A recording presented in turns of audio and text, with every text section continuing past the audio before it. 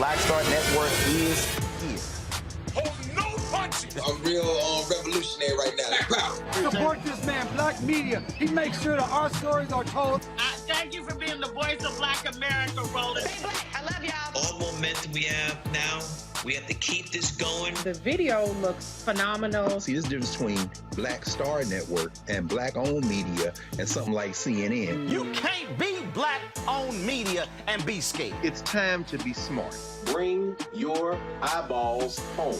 You dig?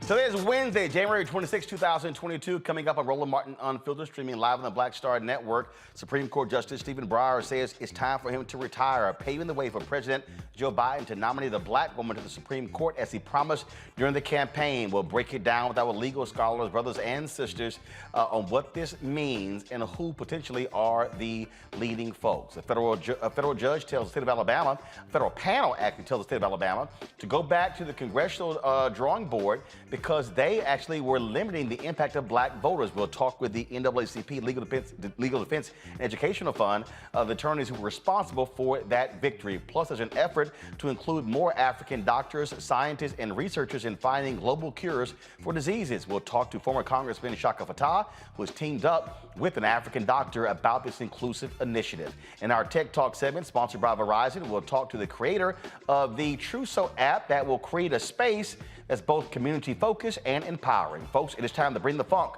on Roland Martin Unfiltered on the Black Star Network. Let's go. He's got it. Whatever the biz, he's on it.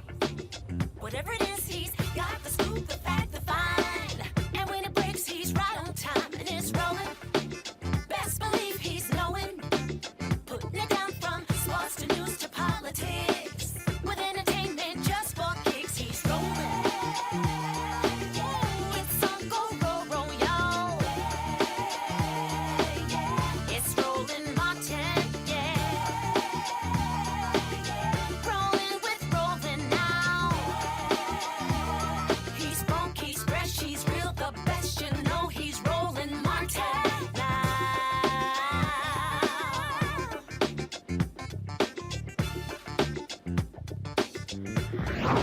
Martin. The senior-most Supreme Court justice says he is stepping down. Stephen Breyer, who's 83 years old, plans to retire at the end of this term or until the Senate has confirmed his replacement. Breyer was appointed to the bench by President Bill Clinton 27 years ago. His retirement allows President Joe Biden to appoint a new justice. To keep in mind, what did Biden say during the campaign? He was going to name a black woman to the position.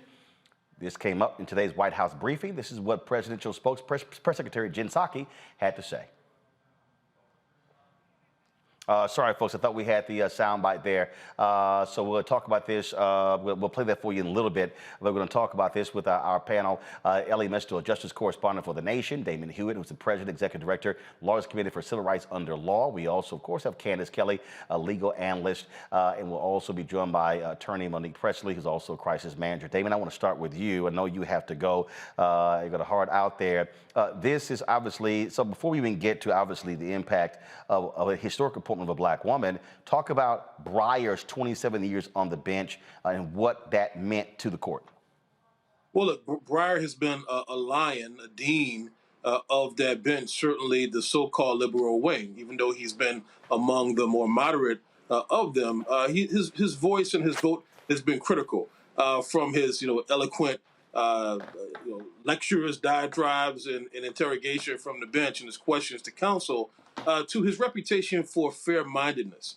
Because one thing no one could ever say about Justice Breyer is that he was trying to engineer a specific outcome. He was always fair, and he was usually, in my view, on the right side of justice and racial justice at that. So he will certainly be missed. That said, it is time to make room for new voices that embrace what I believe is a more progressive and expansive notion of what the law is and what it can be for black people. Obviously, a lot of people were highly critical of Justice Ruth Bader Ginsburg for not stepping down when President Barack Obama was there. She passes away when Donald Trump is president, paving the way for Amy Coney Barrett, allowing for conservatives to expand their majority on the Supreme Court. And there was lots of pressure on Breyer to step down while Democrats control the U.S. Senate. Without question. And I think for him, this is a legacy play. In my view, I didn't speak to him specifically about this, of course, but this is a legacy play. He knew he had options. He knew he had a choice. And he saw not only the hit to the legacy that happened with Justice Ginsburg when she sadly passed away while on the bench, but he also didn't, want to go out like that himself. And I think he saw the real politic here and also frankly did the right thing.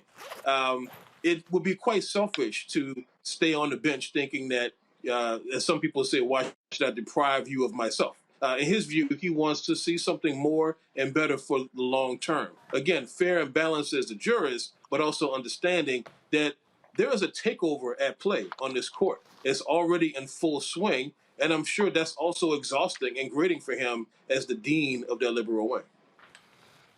Obviously, Damien, when we talk about again, when we look at judicial writings, you talk about this takeover, 6-3 conservative majority. Look, right. Republicans want to control this court over the next 50 years. That's what all the fight for the Supreme Court has been about. And so Democrats and liberals have not been as focused on the courts. Have you seen a change with the federal judicial nominees with Biden, where they now understand you can't act like the courts don't matter? I think this administration does understand it, and I think it's not just rhetorical. I think we've seen significant action, the highest rate of a number of confirmations for any president in the modern era, perhaps ever.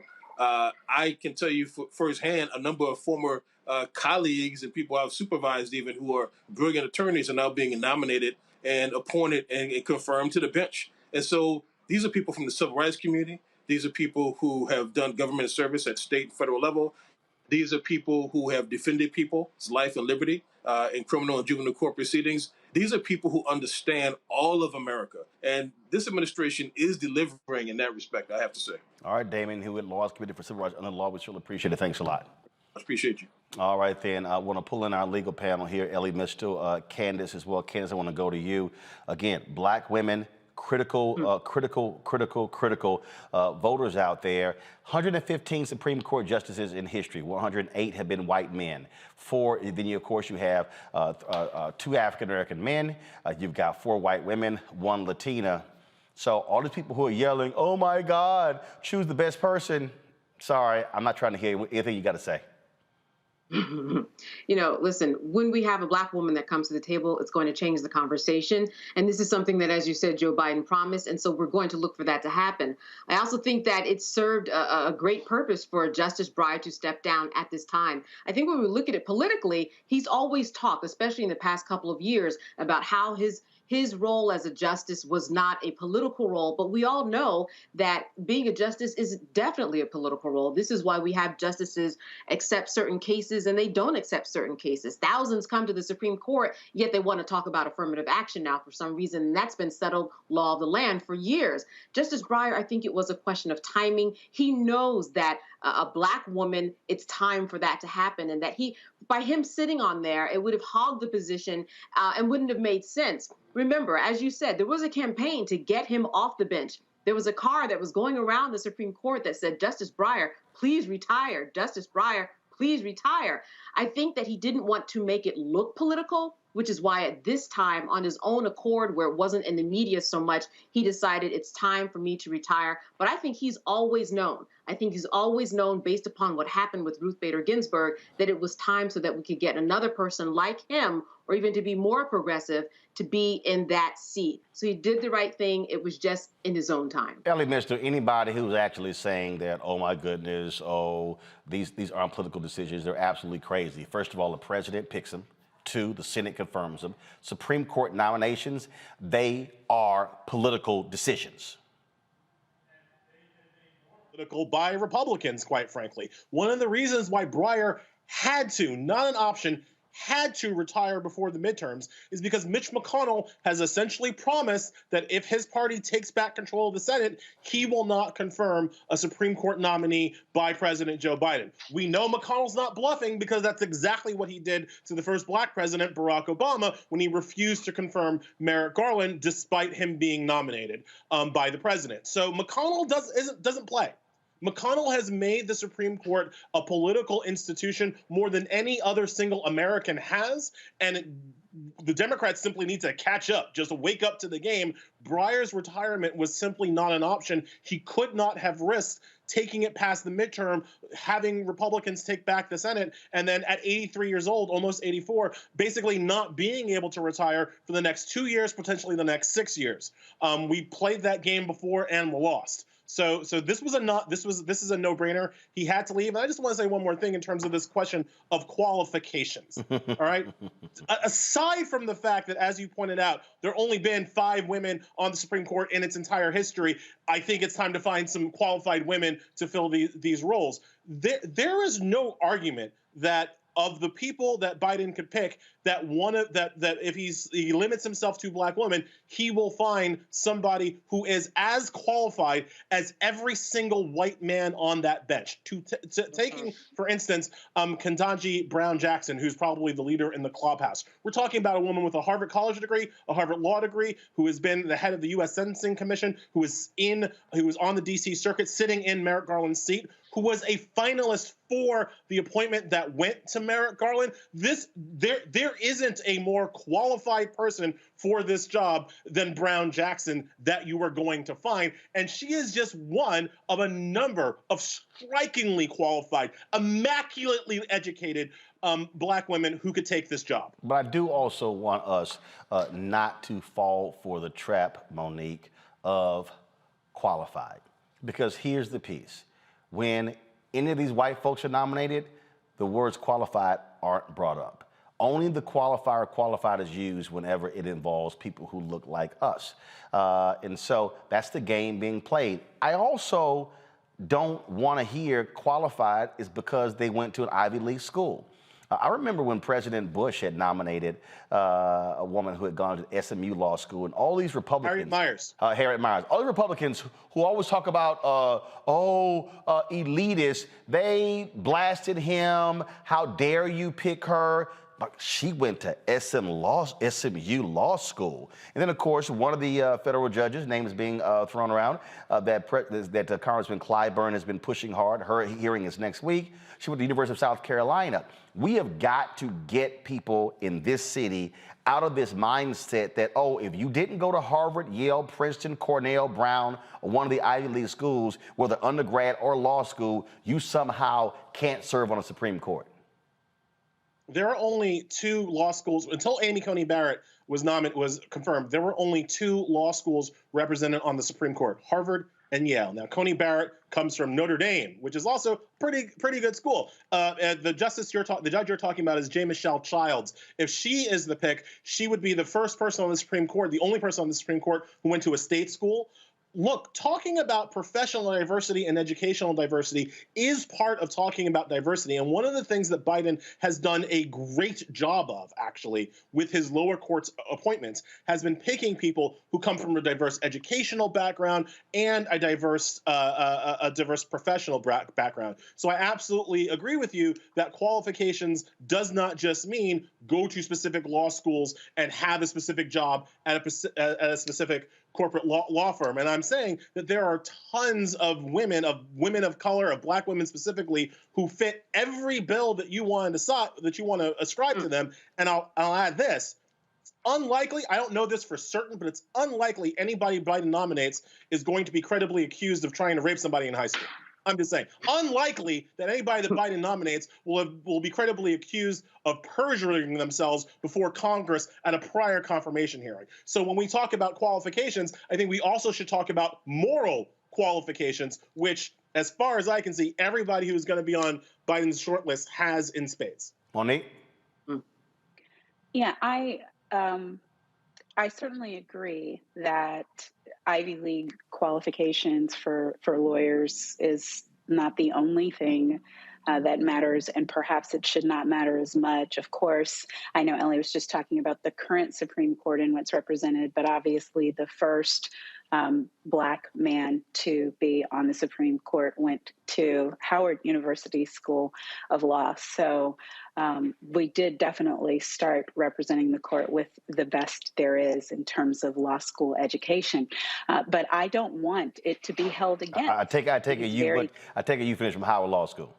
You take it right. Okay, got it. I don't want to hold it against, though, these Black women for having Ivy League education either. No matter how you slice qualified, these women, we don't know that this is really the list or not, but the women who they say are on the list, no matter how you dissect it, they are experienced, they are brilliant, they are qualified, they are well educated, they are all of those things. So if it happens to be the case that the first Black woman to be on the Supreme Court is also Ivy League educated, that's grand. It's not just in DC circles that matters. It's still important around the world. And I want people around the world to know that we have those qualifications as well. And I'm proud of my sisters who matriculated through those halls and through other places as well. So my bottom line on this, which is what I tweeted earlier today, is that out of all of those women who are on there, all of those qualified, brilliant women, if I have to put my full weight behind one, I'm going to put it behind the one that gets nominated. How about that? The one the president picks is the one I'm going to put my full force behind. Would I like it to be a civil rights lawyer the way that Thurgood was, the way that a couple on there are? Sure, because I am one. But what is important to me is that we not miss this moment getting picky, getting petty, building up fiefdoms, getting in camps, finding reasons one is better than the other. No. These women are badasses, every single one of them. And whomever it is will surely be better than the Gorsuches, the ACBs of the world. These last picks that have happened pretty much except for the two that Barack Obama still has on the court and the one that President Clinton put on the court. Other than that, they're far surpassing all of them, as far as I'm concerned. Dr. Pamela Hill, assistant professor of social work at University of Texas at Arlington. Look, I'm down for all of them. The point that I'm making, though, is we get trapped in these boxes, especially in the nation's capital, where they're very dismissive of folks who did not come through the same sort of schools. And so then it becomes, oh, those are the only credentials that matter. And so I want President Biden to look at a wide range of people, a wide range of sisters from different backgrounds, because that is important when you talk about serving on the highest court in the land. Yes, absolutely, absolutely. I totally agree. And, we have to remember that Black women are rising in ways that we haven't seen in a very long time. We are seeing sisters who are making an impact at all levels, the local, the state, the national. We are seeing these Black women who are attorneys, who are becoming judges, who are making an impact and making decisions. And I think, there's a fear. Of course, there's a fear. So we want to be qualified. And who makes the decision of what's qualified? I agree that whoever Biden picks, a Black woman, we should all be behind her. We should all be supportive, and we should all make sure that we do what we can do at the local level as well. Brown Lewis, she is the dean of the North Carolina Central University Law School. She joins us right now. Glad to have you here. Just your thoughts on Justice Stephen Breyer. Supposedly he is going to actually officially announce his retirement tomorrow. He has already said to the White. Apparently, he talked to President Biden last week, let him know that he was going to retire, and says that he will stay on the court until his replacement has been nominated and confirmed. I think it's a great decision. I think that in the past, the Democrat nominees have stayed on a bit too long, and then you have a situation where the Republican president has to choose a predecessor. So I think to have this planned succession is a good thing. And so I was quite excited at the possibility of getting a Black woman on the Supreme Court. You mentioned that. My black woman dog. You mentioned that planned secession, Candace, when Justice Anthony Kennedy stepped down. He coordinated all of that and basically made it clear to Trump's folks, I'm going to step down, but you've got to put on my chosen person, Kavanaugh. You know, one of the things that Justice Breyer, what would do him good is to do the exact same thing and put his, listen, if he's not going to be a Supreme Court justice anymore, he can go ahead and be political all he wants because he's the person who knows what's good for the court. I also think that, you know, when we talk about those people who are qualified, we already know that the people who are already on the federal bench, one of the potential candidates is on the heads up in the California Supreme Court. We already know that they're immaculate. We already know that they wouldn't be there if they didn't have an immaculate background. Because they're black, they have to be immaculate. That's another level of expectation that we're often held to. Well, they got to be perfect. But like you said, there are more perfect people out there. They just don't look the same way and have the same qualifications of others that are out there. Not only does Biden have to expand his search in terms of a black woman, but as you said, the types of people and the types of backgrounds that we bring to the table. Because times have changed. You know, the issues that we're dealing with, abortion rights, gun rights, so many rights that we are dealing with, affirmative action, all of these things that a black woman specifically in this world in 2022 would have special experience and bring to the table. Justice Breyer, it would do him right to play in the world of politics at this point and say who his recommendation would be. Why not now? He's not going to be a justice anymore. So politics wouldn't have to be a part of it because that's what he's been fighting over the past few years. Ellie, I want to show this tweet right here that, my goodness, when you see it, jumps out at you. This was from a professor at Princeton. He said, Breyer's replacement will be the 6th Democratic nominee since 1968 compared to 21 Republican nominees. Of the prior 26 nominees, 4 Dems and 16 Republicans were confirmed. Of course, Bork was the one who wasn't confirmed. If people want to understand why we consistently had a conservative Supreme Court, that right there tells you it. And it's because conservatives are willing to fight in the weeds for this. So conservatives are willing to go to the mattresses for this at every point. You simply do not see conservative justices willfully retiring under Democratic administrations. That happens now and again on the Democratic side. You see them timing their retirements kind of with a understanding of their own mortality. It's been slower on the Democratic side for an uptake on that. And when you get to the Senate level, you see Republican senators and therefore Republican politicians fight to the last for their people. And you don't always see that the same fire and passion from Democrats. Look, the things that we're saying in terms of, whoever it is, let's unite. We do not say this idly because we know what's going to happen, all right? No matter who Biden picks, we know what the Mike Lees and Josh Hawleys are going to try to do to their resumes. We know that Senator Marsha Blackburn will call Biden's nominee a criminal. She literally just called a black judge that Biden nominated a criminal with a rap sheet because he had a couple of moving violations, a couple of speeding tickets from literally 10 or 15 years ago. So we know that the Republican smear machine will do everything they can to smear whoever Biden picks. And unfortunately, we know that too many liberals, too many white liberals will start to play the game that they play not just with black women, but literally with any woman. They'll start to play the game of, oh, you know what? I would have supported this other woman, but not this woman, right? Oh, if he had nominated Oprah, I would have supported her. But instead, he nominated Child. Like, whatever they're going to say, we know it's coming.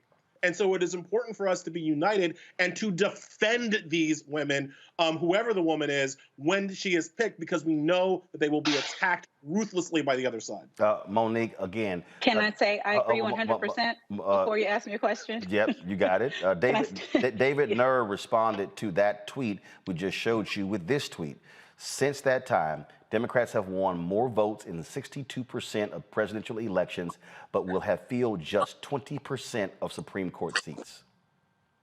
Well, and and so now we're on the popular vote. Now we're on the difference between electoral college and what it means to have the popular vote. And when we've elected presidents, we've also had the popular vote, and we've watched the past two Republican presidents not have it. We see what it looks like to have a Senate that is not representative of the numerical votes of the people, right? Because we saw it last week. We had 48 Democrats representing something like 40 million plus more people in the United States Senate than the 50 on the Republican side. So the numbers, because of the manner in which the constitutional system is set up, having the numbers in and of itself, raw numbers, is not enough. And that is what has happened on the court as well. And Roland, you said that they're hoping to control the court for 50 years. Look, I think they're going to control the court for 50 years. And we knew these stakes. I agree with everything that Ellie just said. And we, on your show, we've been screaming for probably, since News One Now days. So 6-7 years, we've been saying, but the courts, but the courts, but the courts, because the Republicans have been fighting the fights that matter for a long-term strategy of deteriorating civil rights and of increasing their own power and increasing their own economic footing. So the oldest person on the court right now is the one who's about to retire. That's Justice Breyer. I believe he's 83. The next one, Clarence Thomas, is 73 years old, then Alito's 71, and everybody else after that is in their 60s, 50s, and 40s. Well, Thomas is 73. I think Alito is 70. Yes. And Roberts is 65. 71. Right. So that's what I'm saying. 60s and 73 is not old. And 71's younger. You know what I'm saying? Right. So we're looking at least a strong stretch of 10 plus years. Right. Maybe more. And the minute there's another Republican president, then a healthy Thomas, a healthy Alito can retire. So this is where we are. So I agree with Ellie. People better not be out here saying I want this one and I want that one and this black woman, but not that black woman. Enough. Don't do it. Don't do it now. Don't do it later. That's why I keep saying. He has his list. That's what more black women, than right. First of all, he's picked 24. He knows how to do he's picked 24 black judges this year, 8 of them women in his first year. The thing here, again, what we talk about on the show all the time is that elections matter, Dr. Hill. And when you look at the elections are very simple, and that is, you replace Breyer, conservatives still hold a 6-3 lead. Let's say Thomas retires. Okay, even if Democrats are still in the White House, it's now 5-4. And so now you get to Alito, who's 71. So to that particular point, controlling the courts, you're talking about, yes, another 10, 15, potentially 20 years where you will have that. That's if Democrats still control the White House. Republican wins in 2024, they're going to, Republicans win, let me be real clear. If a Republican wins in 2024, Thomas and potentially Alito will retire to allow them to appoint a conservative judge who's anywhere from 45 to 50 years old. Yes. And, this is something that we should not be surprised about. They have been planning, and they want to make sure that they stay in control and stay in control for a long time. And we just have to, again, we have to make sure that we support whoever is nominated, and that we again, keep our voices high and pay attention to what's going on, and get as many black people, black women specifically, in any position to make these decisions. Is critical for us. And I know, Ellie, this tweet I'm about to show is going to drive you absolutely out of your mind. I think you've already commented on that. This is what Senator Dianne Feinstein, the former chair of the Senate Judiciary Committee, said. She doesn't see a rush to confirm a Breyer replacement. With 6 months until Justice Breyer departs the court, the Senate Judiciary Committee will have ample time to hold hearings on President Biden's nominee. Let's keep in mind, it was 1 month. Amy Coney Barrett was nominated on September 26 to fill the seat of the late Ruth Bader Ginsburg.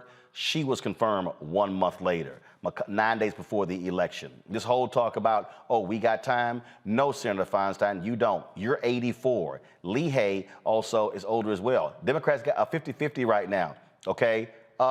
Anything happens to one Democratic United States senator, all this goes up in the air. I saw another report where it says Democrats have made it clear, no. We're going to get this done in a month. And my whole deal is that she should be confirmed and sworn in no later than April 1st. It is insane. Well, he said he's going to serve his term. He's going to finish his term, he said. Well, he can finish his term, but you can still confirm her. Go ahead, Ellie. It is insane how there are some Democrats who still want to play by the old rules that Mitch McConnell has lit on fire. Like when we talk about this generational Republican control of the Supreme Courts, yes, that's true if you don't expand the courts, which we absolutely should, because we can't take 50 years of Republicans controlling the courts. I don't just mean that from a racial justice perspective or a social justice perspective. I mean the planet cannot take another 50 years of Republicans controlling the court and stopping any meaningful legislation against climate change. So Democrats have to really get with the program. I know that Chuck Schumer has said that we will do this quickly. I would expect Biden's scheduled to give the State of the Union on March 1. I expect that he will have this person announced by then, might even use the State of the Union to announce her. And that we will have the hearings over the spring. And as you say, like Breyer said, he's going to finish out the term, but like the day that term is over, this next person is going to be ready to step in, all pre-confirmed and ready to step in to his shoes. This is just it has to happen this way because the reality is, and again, this is not of the Democrats' doing. These are the rules as given to us by Mitch McConnell. I mean, it's as simple as that. McConnell has proven his willingness to obstruct the entire thing to steal seats on this court. So you have to recognize what he's going to do, stop him from doing it, and then expand the court to claw back the ill-gotten gains that he's already banked. First of all, y'all too nice. Candace, damn announcing by March 1st. I ain't waiting that long, okay? It's January 26th. You know they've already been sitting here vetting folks. Announce that sucker during Black History Month and then get them confirmations. If he gonna speak to Congress on March 1st, talk that damn confirmation hearing on March 2nd. That's a Wednesday. Get this sucker done by April 1st. Boom. She can raise her hand. She confirmed. Y'all waiting too damn long. Yeah, I think it's too long too, Roland. People are talking behind the scenes now to figure out how do we make this go a little quicker. If Justice Breyer said that he was going to finish out his term, so be it. He can change his mind. And I think that it is best that he changes his mind to get a new person in there so people understand that the Democrats aren't playing and that they're not playing before midterms. I think that one thing that is important to remember is that the rules that McConnell set down in order to get Amy Coney Barrett in, these are the rules that at least the Democrats get to play by in terms of making sure that their nominee is confirmed. So in terms of, he got rid of the filibuster rule when it comes to Supreme Court justices. Well, that will play in the Democrats' favor now. Anything that played in the favor of Amy Coney Barrett will now play in the favor of the nominee that that President Biden makes. So with that in mind, the quicker the better. Why would we wait? As you said, so much could happen when we wait. With this 50-50 split Senate, Kamala being the deciding vote, one person can make all the difference in terms of just upsetting the balance. Why not do it now and get it out of the way? Tick-tock, there's a calendar that we need to beat here. Dean Lewis is back. Dean Lewis, glad to have you. So again, what we're dealing with here, and I make this point all the time, and people sit here and they, oh man, and I love these people who say, Roland, why are you always trying to push us vote Democrat? No, I'm looking at policy. And when I look at policy, Republicans have made it perfectly clear the kind of judges they want. They have the Federalist Society was created. It was created to utilize the, quote, elite institutions to bring in hard right people to serve as clerks, to graduate, to then put on the bench. And so when you see Kavanaugh, when you see Gorsuch, when you see Amy Coney Barrett, when you see all of them, this is a system that they put in place to do this very same thing because they are still pissed off with Brown versus Board of Education. They're 1 and 2. They're pissed off with what took place during the Civil Rights Movement. And so people out here who keep saying, man, this stuff don't matter, these are individuals who outlast multiple presidents. folk got to understand why it matters when you vote, how the Supreme Court comes into play. Exactly. And they impact every aspect of your life. Supreme Court is the most powerful body in the country because they make decisions that impact education, impact health issues, what you do with your body. And like you say, they're supposed to be not political, but they are political and have lifetime appointments. That's a lot of power to give to 9 people who do not look like society. They don't reflect the diversity at any level in society. Look, it is what we're dealing with here.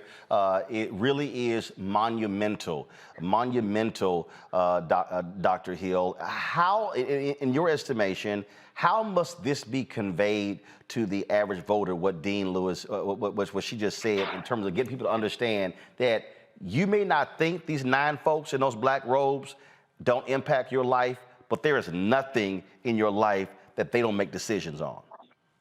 I think it's a lack of understanding how government works. Some people missed that when they took that government class in college about how the system works, and not understanding that these people make decisions that affect our lives. And if they're going to be there for 50 years, they will also affect our children and our grandchildren's lives. So we have to educate us on what it means when someone is appointed to the Supreme Court, because those are decisions when it's at the high court. My goodness, we have to be better educated, and I think those of us who know have to make sure that we teach others. But we got to start with educating Congress. I mean, I'll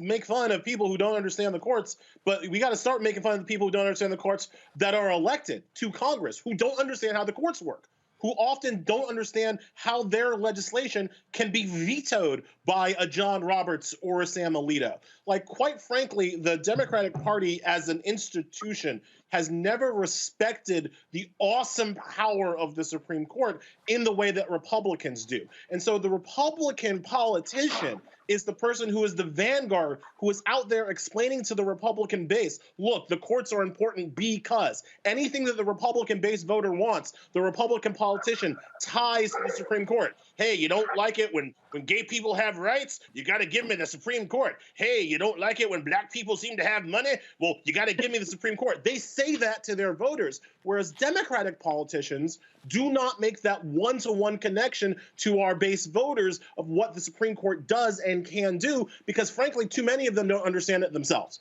We want to think that all we got to do is elect a president and everything's going to be fine, and it doesn't work that way. And so you have to start with educating like actual Congress, and then have the Congress people be the ones on the front lines educating the rest of the people about how important this institution is. Well, actually, that was one of the things in 2016, Monique, that I was doing. I was sitting there going, look, I don't give a damn how you feel about Hillary Clinton. I'm telling you who she's going to appoint, which is why. You tried to tell him. Which is why. And look, I'm telling y'all right now, there's a reason, I don't get no Christmas cards and get no invites to nothing Obama does, because I was hardcore in 2016 when Alito passed away about Obama needing to appoint a black woman. I personally felt, and look, Hillary Clinton could have always lost to Donald Trump. I personally felt they had Obama nominated a black woman instead of Merrick Garland, knowing full well the Republicans were never going to even give that person a hearing, that it would have set up this amazing contrast, this historic appointment of a black woman being blocked by a bunch of largely old white men who were Republicans. Folks would have been pissed off for 9 months, would have been on fire. No, he appoints Merrick Garland. And I'm sorry, in the history of the United States Supreme Court, there have been 115 justices, 108 white men. What, nobody about to go out and fight for another white dude? And so they weren't.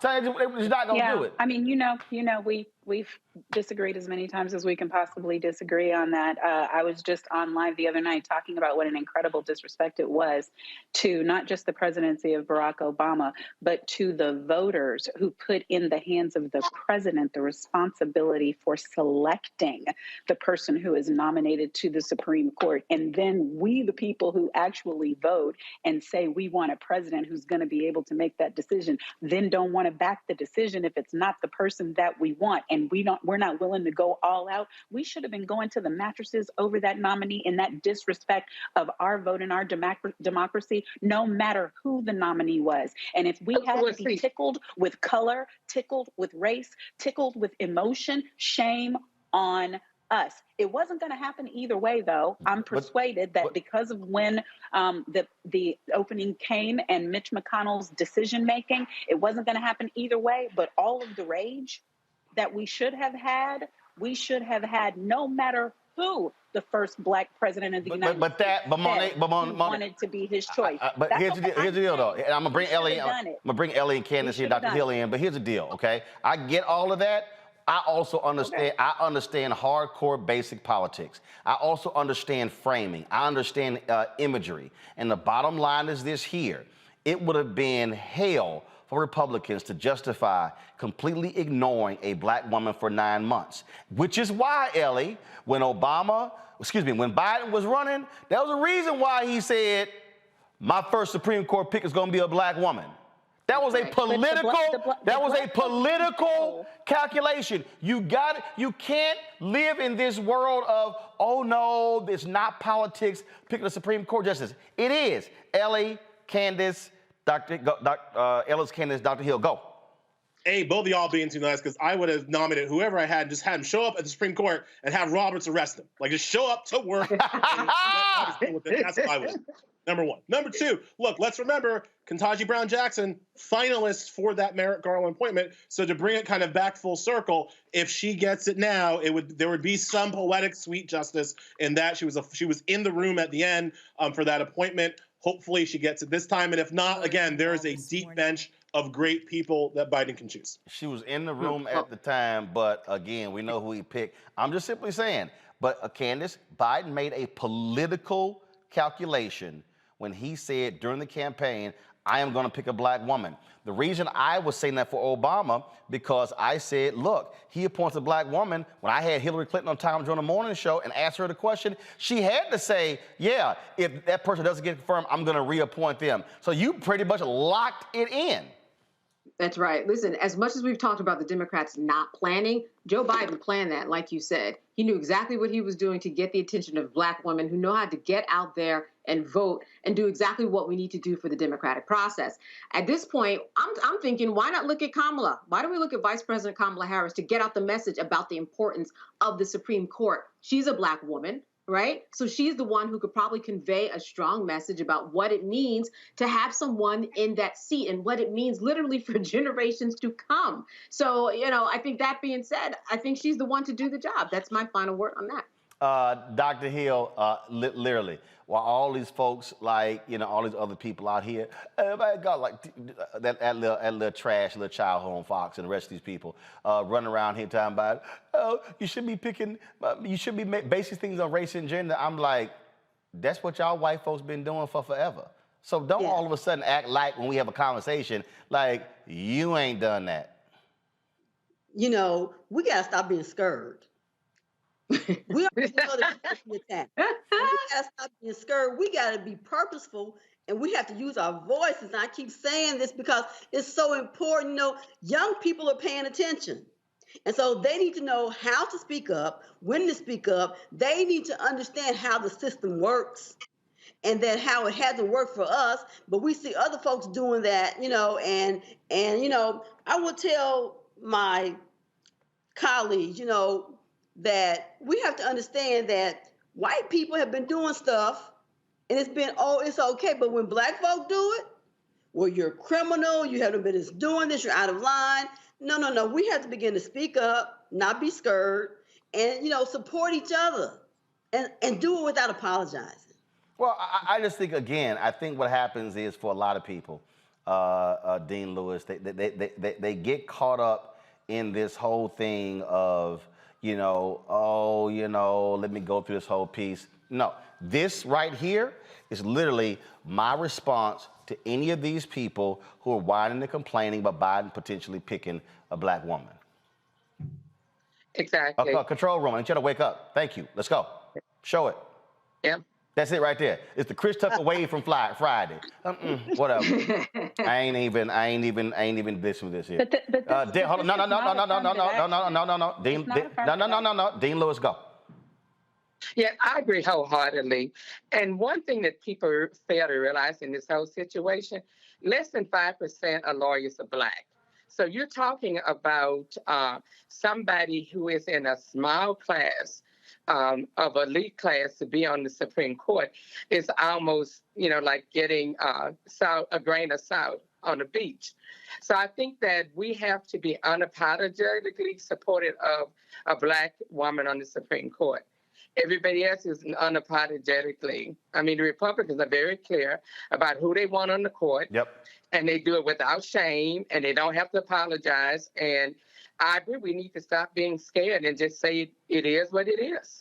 Elliot, now you got to do another network. Your final comment. I'm just couldn't be more excited for the deepness of the bench. And again, I say this all the time because it really is amazing to me. The quality of legal decisions and legal writing that we have from the potential shortlist candidates is amazing. Leandra Kruger, just one of the more eloquent advocates you'll ever meet. Judge Childs has this amazing personal story of really lifting other people up. One judge we haven't talked about, Judge Jackson Akume. She is a former federal defender, former federal public defender, which is a kind of experience that we usually don't get on the Supreme Court. Whoever Biden picks, it's going to be a great choice. And of course, Ellie just tweeted this, which I think is hilarious. I think you just tweeted this. Ellie tweeted, y'all, watching Senator Tim Scott vote against the first Black woman Supreme Court nominee is going to be something else, doubly so when Lindsey Graham votes for her. 100, yes. Watch that happen.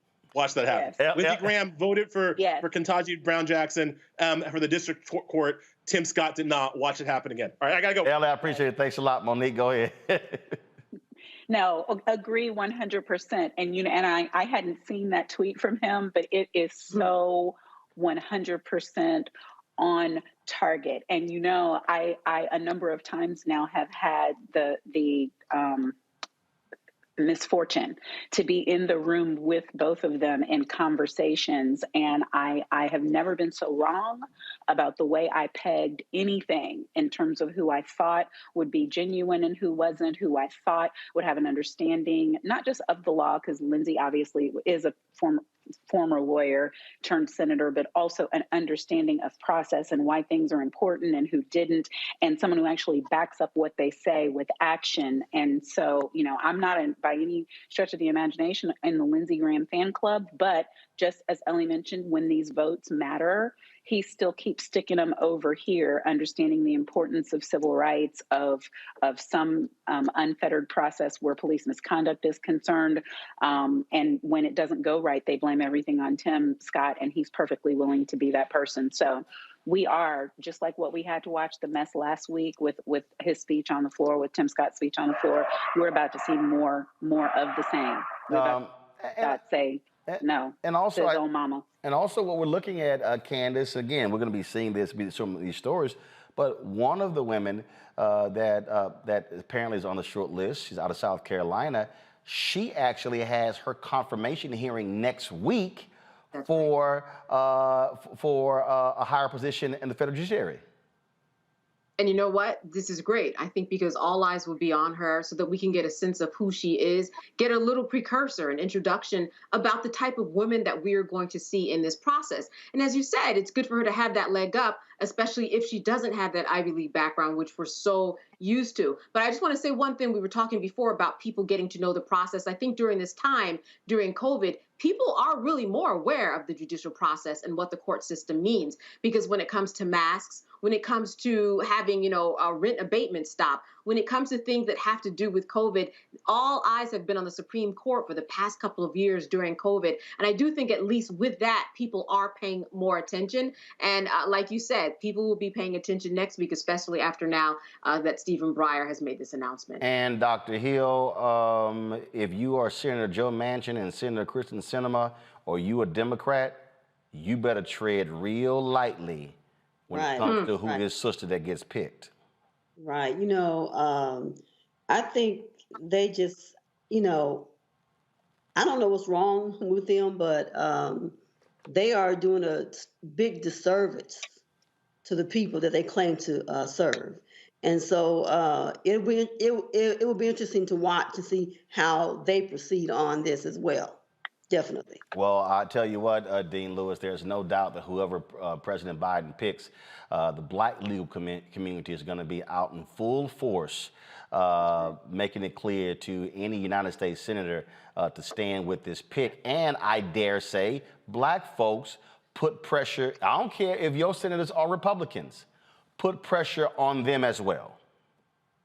Definitely. The black women deans, we have the all-time number of black women deans. We have 27, and we will be doing a joint statement. We will be putting pressure on everybody to make sure that they support this nominee.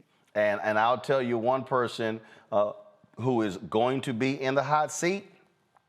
He is from your state, Senator Richard Burr, because he's retiring, and you've got that open seat. You've got the former Supreme Court Justice of North Carolina, Sherry Beasley, who is running to get the Democratic nomination. And so if you are Senator Richard Burr and you're the Republicans who are trying to replace him, how they come down could also have an impact on black voter turnout in North Carolina in the fall. And this is how I'm connecting the dots, because if you're in Wisconsin, Senator Ron Johnson plans to run for re-election.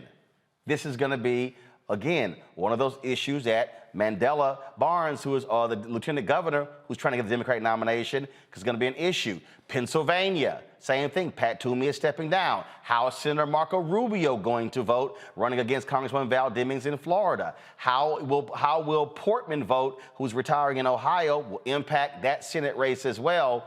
Then, of course, how will Rand Paul vote, who's running against Charles Booker? So again, I'm laying out how the Supreme Court, this pick, could have implications on those U.S. Senate races in the fall, which will further determine who controls the Senate after the midterms. Look out for all of that. Dean Lewis, North Carolina Central. I rocked y'all shirt yesterday. I should have worn a shirt today, but I had your sweater on yesterday. I certainly appreciate you joining us. Thanks a bunch. Look forward to having you back. Very good. Thanks for having me. All right, and Ellie Mistel, of course, with the Nation. Ellie had to step away as well. All right, y'all, we ain't done with legal stuff. After this break, we're going to talk about a huge decision out of Alabama that said, oh, y'all want to screw black voters?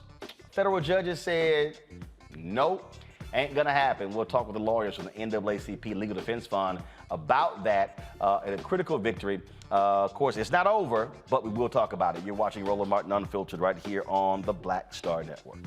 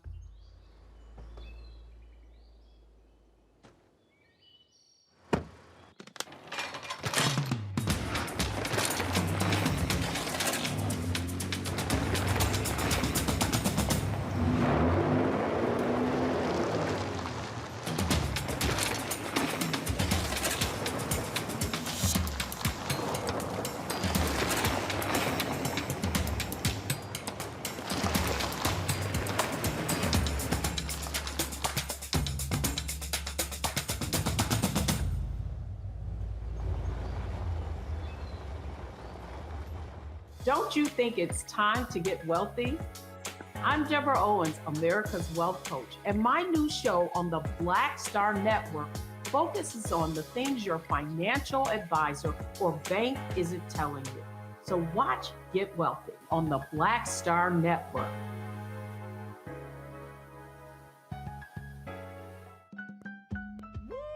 We're all impacted by the culture, whether we know it or not. From politics to music and entertainment, it's a huge part of our lives, and we're going to talk about it every day right here on The Culture with me, Faraji Muhammad, only on the Black Star Network.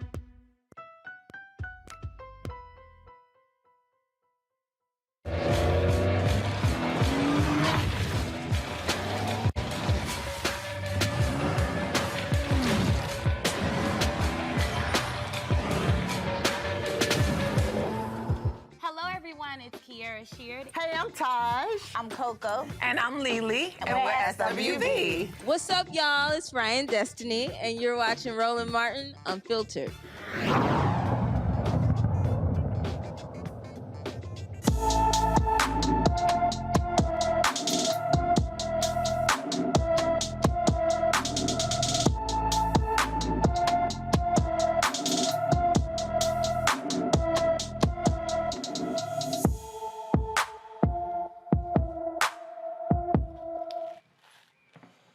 All right, folks, Nasheem Toney has been missing for more than a week from Norfolk, Virginia.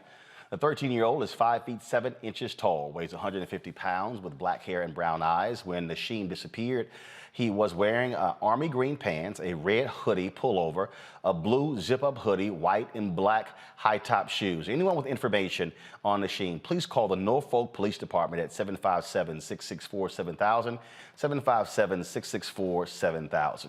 Now, we've been telling you on this show how Republicans have been using gerrymandering in order to further their control of the United States House. I've said it a lot, that they could literally take control of the United States House before a single vote is cast based upon gerrymandering. But one of the ways they have been doing that is essentially packing African Americans into one district. I'll give you an example. In South Carolina, Congressman Jim Clyburn's district is plus 17 African American. In South Carolina, they actually redid his district. It's now plus 34. Why does that matter? The other 17, they took it out of another district to actually make it more favor of a Republican versus the Democrats. Well, Alabama, same drama there. Federal judges blocked Alabama from using newly drawn congressional districts in upcoming elections.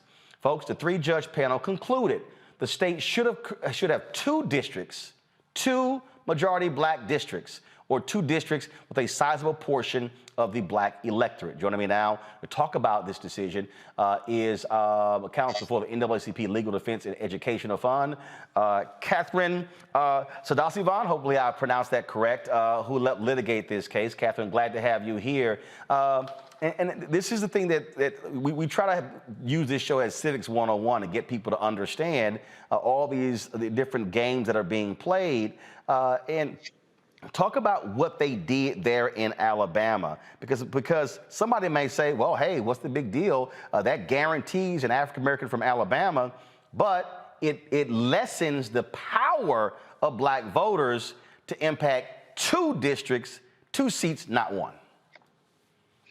Thanks, Roland. Thanks so much for having us. So as I'm sure you know, this is a huge win for all Alabamians, for all people whose cause is justice, and those who remain, despite the political climate, committed to bipartisanship. This was, of course, Alabama's first redistricting process without the protections, the full protections of the Voting Rights Act, Section 5. And as a result, the legislature, did not take its obligations under the Voting Rights Act particularly seriously.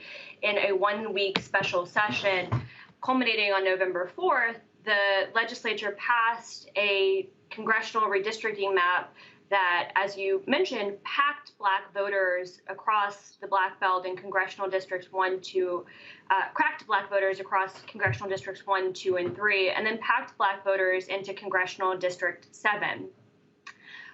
This decision, however, will require the Alabama legislature, which has until February 11th, to draw a new map that complies with the Voting Rights Act, Section 2, and ensures that there is a black voting age population majority in at least 2 U.S. congressional districts. So right now, Congresswoman Terry Sewell is the only African-American in the Alabama congressional delegation. And so with this ruling, does that mean that potentially, depending upon who runs, there could be 2 African-Americans from Alabama in Congress?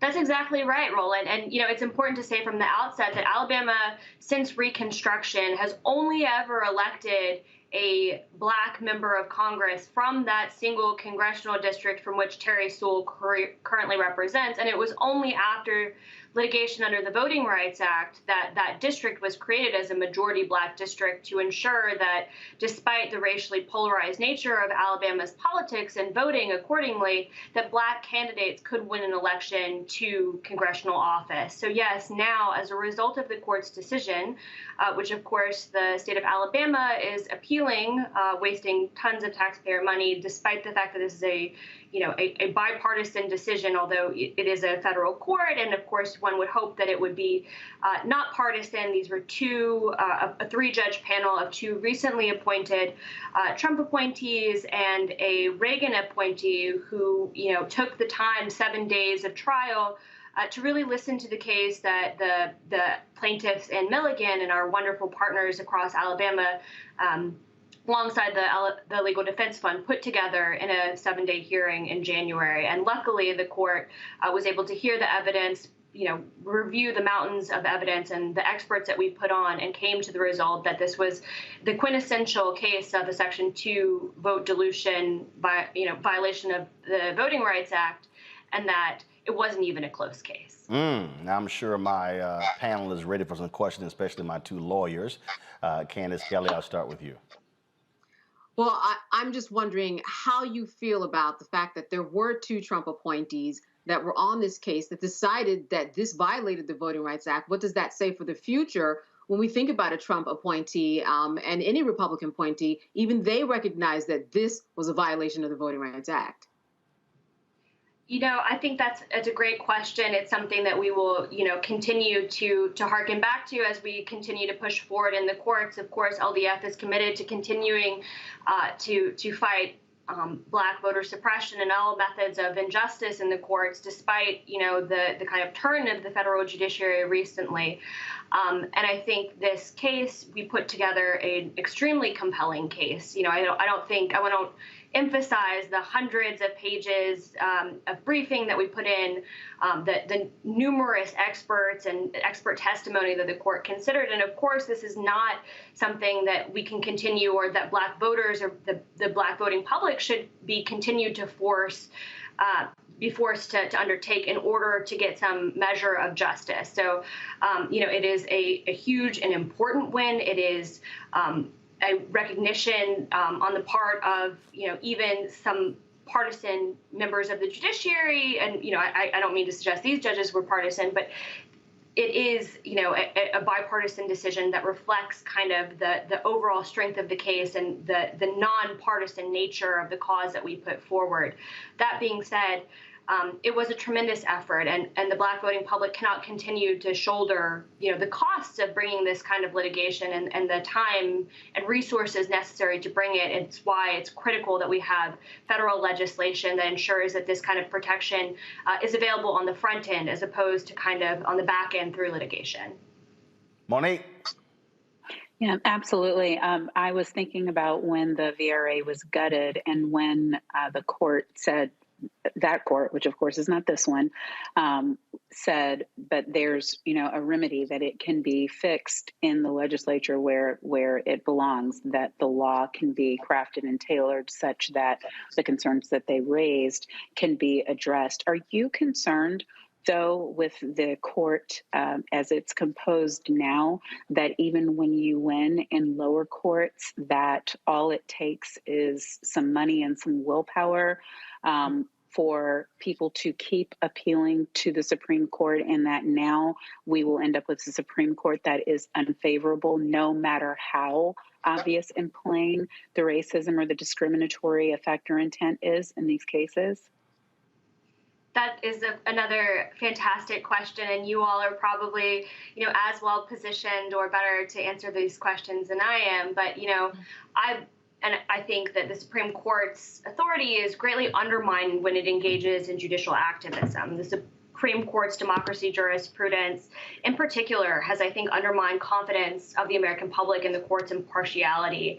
And the court, in particular, in the voting rights sphere, with its decisions in Shelby County versus Holder, gutting the protections of Section 5 in states like Alabama, and the court's recent decision in Brnovich versus Democratic National Committee, weakening Section 2's protection of Black communities in vote denial cases, not vote dilution cases. But I think Milligan, this case that we're talking about exemplifies how racial discrimination in voting creates unique blockages in the ordinary majoritarian political process that the federal courts are actually uniquely positioned to address. And I think for public confidence in the impartiality of the Supreme Court itself, it's really critical that the court takes this opportunity to consider the merits, because there will be an appeal to the Supreme Court, and that it declines to engage in the judicial activism it has in the past to not continue to prevent Black voters from engaging in the American political process. Dr. Hill. Yes, we need you in Texas because we are having the issues where, yeah. But what do you think that the outcome will be if this will affect other states? So what will the impact of this case be in similar lawsuits that I'm sure y'all are undertaking in other states? We are continuing to fight to ensure this decision and the court's remedy continues. So our, kind of first, at least my first cause of action is to ensure that this decision stays, and that to the extent possible, we do everything that we can to, not allow the Supreme Court to use this opportunity to engage in judicial activism to gut protections designed to protect Black voters. But, more broadly, we are considering how this should be, an example in other states. I think we have seen the kind of arguments that certain state legislatures put forward to justify packing and cracking Black voters, and to claim that, compliance with the Voting Rights Act in creating majority Black districts is actual racial gerrymandering, which it is not. And so I think we are better prepared to deal with what is to come. I think we have good case law, good facts, good people in our team, and, the LDF, the Legal Defense Fund, is in this fight, and we are ready to continue to carry it forward, both myself and my many wonderful colleagues. All right, Catherine, we appreciate it. Thank you so very much. And as I always used to tell Kristen Clark, which ran the Lawyers Committee, always you got to let people know how they can support the work of the LDF. Yeah, absolutely. Thank you so much for having me. I really appreciate it. To support us, I think, just keep following us, keep, donating to Black-owned businesses, and, contacting your senators and asking for them to really stop blocking voting rights progress. Catherine, you got to give y'all website to donate. Ooh, yeah. I'm trying to help you. I had you the same thing to Christian. All that you said is fine, but you got to give the LDF website and say, hit that donate button. That's right. I have much less experience than Ms. Clark. So NAACPLDF.org. We look forward to seeing your donation and hearing from you soon. Thank you so much. Every time you do TV, hit that donate, Catherine. I appreciate it. Thanks a lot. Yes, sir. Thank you. Thank you very much. And yes, I'm about to send Damon Hewitt a text message because he didn't do the same damn thing earlier. I'm telling y'all, I'm trying to let them know how you do this thing. All right, y'all. I got to go to a break. We come back. Man, wait till I show y'all. This idiot who DeSantis picked to be the Surgeon General of Florida. Oh my God, how stupid this man is. Wait till you see this answer when it came to vaccines. We'll also talk about this important project of former Congressman dealing with the issue of brains and working with Africans as well. So it's a great project they're working on. I'm going to unveil it to you. So got lots to discuss, folks. So stay right there. If you want to support us in what we do, of course, join. First of all, download the Black Star Network app. We've already passed 25,000. Now we're trying to get to 50,000 downloads, which you download on all your devices, your Apple phone, Android phone, Apple TV, Android TV, Roku, Amazon Fire, Xbox, and also Samsung Smart TV. And please support us in what we do. Your dollars make it possible for us to hire staff, to get bigger, to grow. And so Cash App is $RM Unfiltered. PayPal is R Martin Unfiltered. Venmo is RM Unfiltered. Zelle is Roland@RolandSMartin.com. Y'all have already seen the promos. We're going to show 2 right now. Beginning January 31st, launching 4 new shows on the Black Star Network. Can't wait to do so. Deborah Owens is going to have her financial show. Then, of course, Faraji Muhammad is going to have his daily news show. And so after these commercials, we're going to show those promos. And so y'all get tuned because, again, we're building. And so when I'm telling y'all, hey, why support matters, downloading but also investing, it allows for us to expand the platform to do it. I got some of y'all hitting me up, tweeting me saying, where's a legal show? Where's a cooking show? Where's this show? Well, all them shows cost money, okay? Ain't none of it free, okay? And so that's why it matters. So again, Cash App is RM Unfiltered. So support us there. Pull it up. Come on, y'all. Pull it up. Venmo is RM Unfiltered. Zelle is Roland@RolandSMartin.com. Roland@RolandMartinUnfiltered.com. PayPal is R Martin Unfiltered. Again, Cash App $RM Unfiltered. We'll be back in a moment.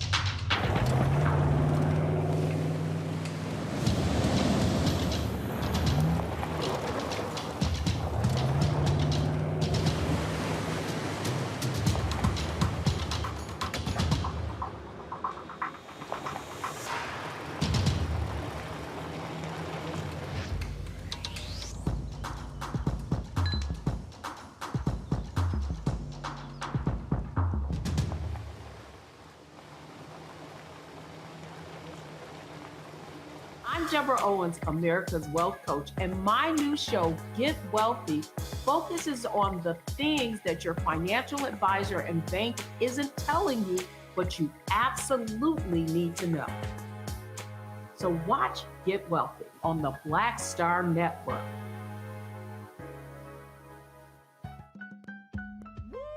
We're all impacted by the culture, whether we know it or not. From politics to music and entertainment, it's a huge part of our lives, and we're going to talk about it every day right here on The Culture with me, Faraji Muhammad, only on the Black Star Network.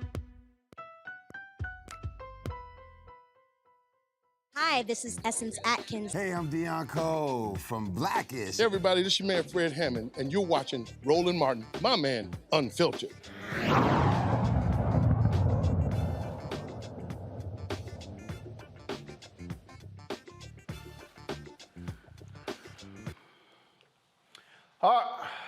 All right, folks, if y'all want to deal with if y'all want to see Stuck on Stupid, woo, Florida Democrats, y'all, just got tired of it. They walked out of a contentious confirmation hearing for Dr. Joseph Ladapo, who was nominated by Governor Ron DeSantis to be the Florida Surgeon General.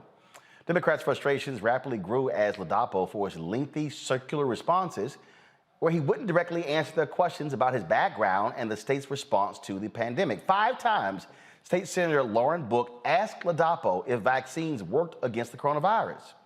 He just refused to say. What's this stupidity? I believe that vaccines in fighting against a pandemic like COVID-19 are effective. You recognize? Thank you for your question, Senator.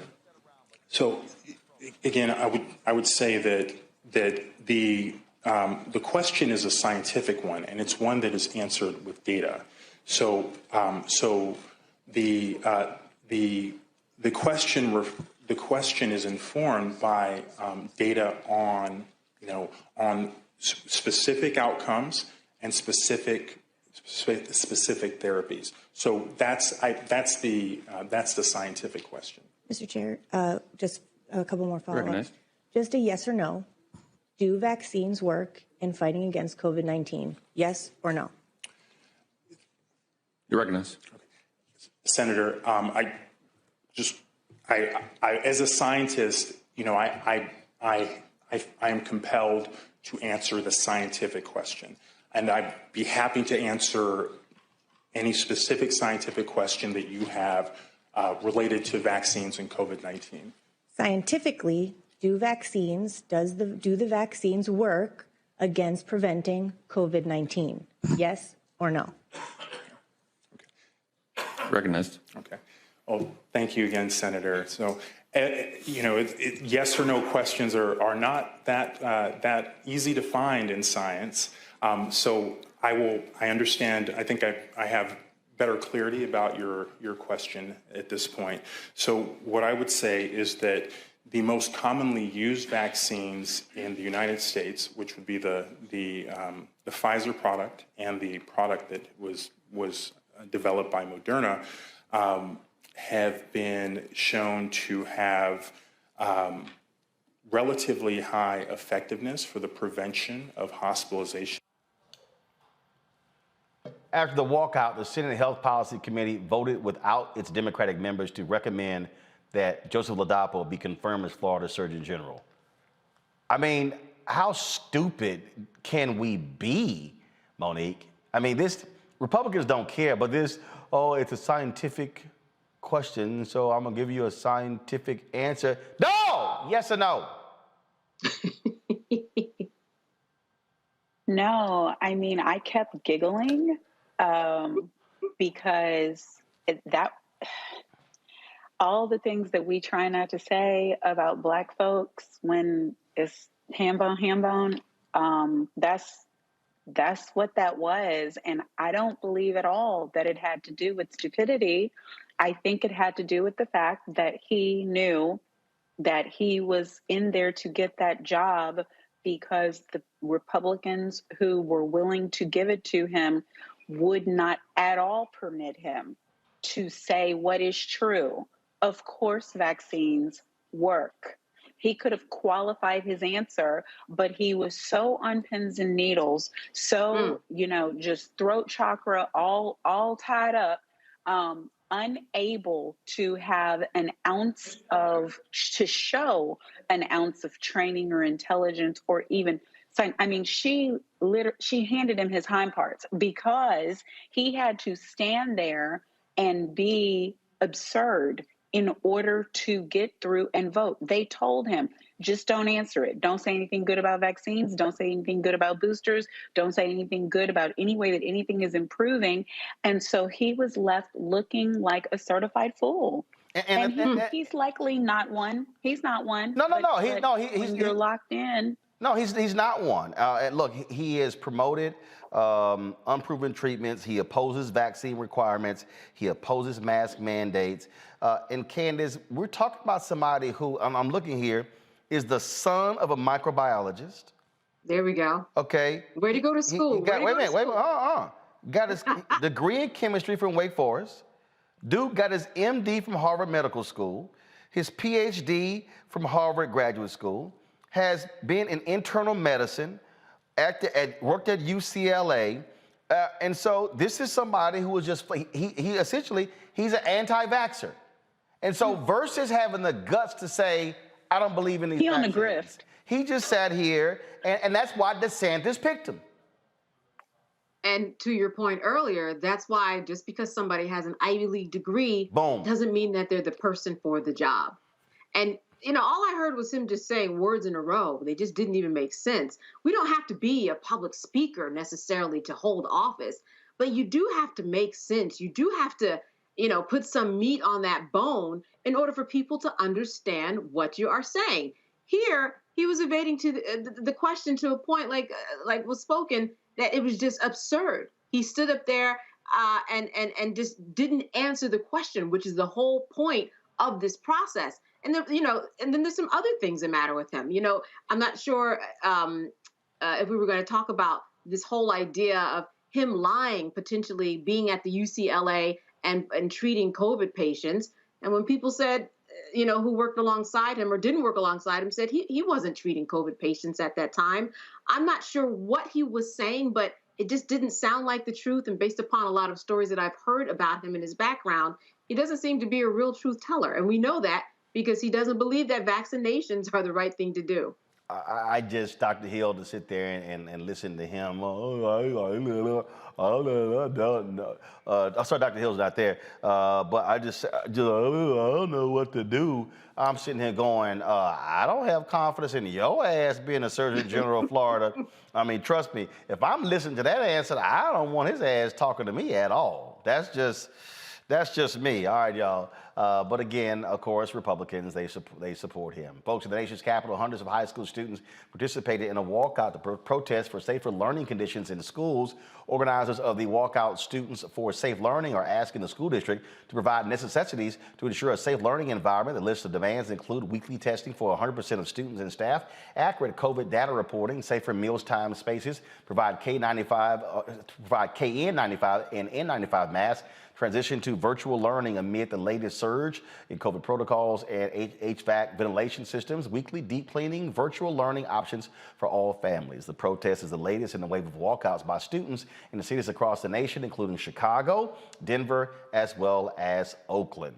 All right, folks, so Wyoming County has a new sheriff who's not tolerating racism nor discrimination of any kind. The first black sheriff in the state, Aaron Applehans, fired a white deputy for tormenting and harassing a black deputy for years.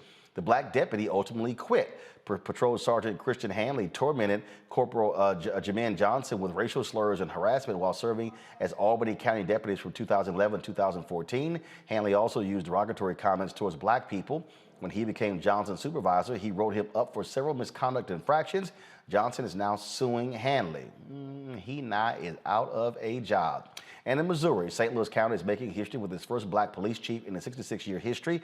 St. Louis County Board of Police Commissioners appointed Kenneth Gregory, who's been the interim chief for 6 months, as a new leader. The 70-year-old is the department's 10th chief and first person of color to lead the St. Louis region's second largest police agency. He has worked in the department for over 40 years and has led several departments.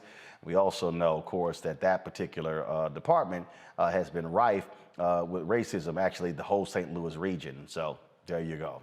All right, folks, former Congressman Shaka Fattah of Philadelphia is leading the push for the research of African brains. In October, he called for the African Brain Research Fund during the Global Neuroscience Conference. To do that, he's joined forces with an African professor. First of all, former Congressman Fattah, again, as I said, founder and CEO of Fattah Neuroscience, joins us now from Philadelphia, and Professor Amadi Ohuwano, I hope I pronounced it right, founder of the Brian Wellness Initiative. He is from New York. Glad to have you both. Shaka, I'll start with you. Where does this interest in this project come from?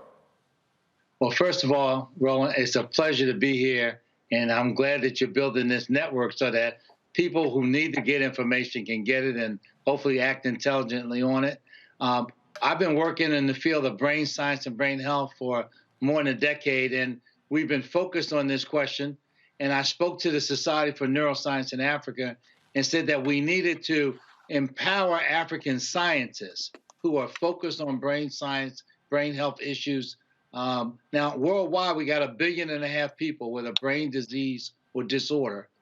In Africa, which is where the modern human brain emerged, we've had a dearth of investment in the resources to really provide support for researchers on the continent to participate in trying to find, cures and treatments and approaches, whether it's related to epilepsy or dementia, bipolar disease, schizophrenia. You run through the gambit.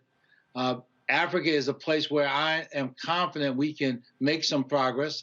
And the leading African neuroscientist at the time running the society, Dr. Amadi, who's with us this evening, we've joined in a partnership so that over the next 5 years, we're going to be working to bring resources and bring relationships between the U.S. Brain Initiative, which I launched, which is now a $2 billion effort here in the United States, with another $4 billion in the pipeline, looking at mapping the human brain and trying to find the appropriate therapies for some of the challenges that we face, that we can marry up the U.S. effort, the efforts in the European Union and others, and really provide resources to a group of scientists who I think are closer to getting some answers because they're at the scene where the human brain emerged. They're in the environment where the brain was developed. And whether it's in the plant life or in the animal life or in the therapeutics that may have been passed down by generations on the continent, there's something for us to learn. Dr. Amadi, the Professor Amadi, there's somebody who's saying, okay, I don't really know how this impacts me. How so? How does this project impact an everyday person who's watching or listening? Okay, thank you, Ronald. What has actually happened is, having run the Society of Neuroscientists Society of the Neuroscience of Africa for the past 4 years, I've had the opportunity to identify the areas and the gaps we have in assessing resources and assessing equipment that are needed critically for research that should be conducted on the African continent. You know, we've seen colleagues move up to the north to try to engage research and partner with laboratories. But I think we're at a point where we should be having these laboratories, we should be having these researches done on the continent. And that is where the Brain and Brain Wellness Initiative comes in. And I just considered that somebody like Chaka was in a good position from what is done in the US to assist us to bring the needed resources and the needed attention for people in the US and even in Europe and other areas to help us, you know, change this situation that we have on the continent. Questions for the panel? Candace, I'll start with you. So I'm wondering, in terms of Africa specifically and the brain research versus another continent, what would be the differences in terms of Africa specifically, and why there? Well, all science comes out of a person's actual life experiences. So if you were in a situation where in your family some particular, you know, tea or some kind of derivative of a plant was used to treat a particular type of ailment, that may lead to a pharmaceutical derivative that can be utilized for like illnesses or challenges. So in the Africa context, you have greater genetic diversity than anywhere else on the earth. That is, every other human being has 99% of their DNA is the exact same as any other person. On the continent, there's a 5% differential because that's where the human race began. And so you have this greater diversity. A lot of the brain-related illnesses are genetic in nature. So the idea is there's 140,000 plants that need to be studied.